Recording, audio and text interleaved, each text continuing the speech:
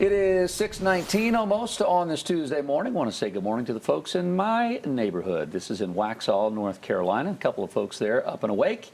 And I hope the heat in your car works this morning. You're going to need it. And the heated seats too. Yeah. You need it all. It took me a few minutes to get the ice off my windshield Yeah. this Yeah, morning. I had a little bit of a frosty start as well. Some folks might be encountering that as we're in the low 30s this morning. The transition from yesterday having the fog this morning has more of that bite of the cold, but I think we're all going to enjoy the afternoon, which is going to usher in some sunshine. And yeah, another pleasant day. Yesterday afternoon was really Yeah. nice. That was a winner yesterday. We had the windows open for much of the day, especially when you had that good sunshine coming into the windows. This morning, though, bundle up for those cold temperatures just below freezing right now around the Queen City at 31 degrees with calm conditions. So just you know that you'll need the hats, the gloves, as we are more in the way of the upper 20s towards that I-40 corridor. A cold start to your day leading to a relatively cool afternoon, mid to upper 50s for your highs. We'll see those sunny skies as we will still limit our mountain counties up into the upper 40s, just shy of 50 degrees today. So we're partly cloudy to start, still sticking around for sunrise, which is about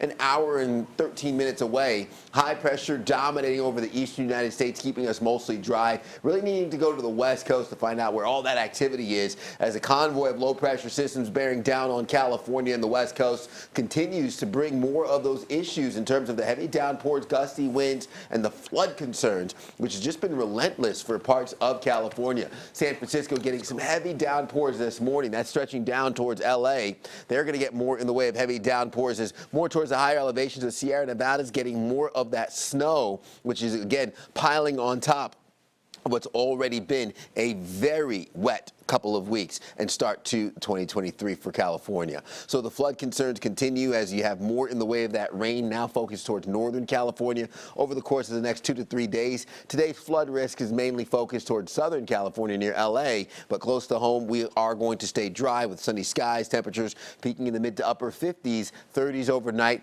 but closer to 60 degrees for your Wednesday. We're really going to be watching ahead towards that cold front that approaches late in the week, giving us the showers, the heavy downpours, and some embedded storms heading into your Thursday evening.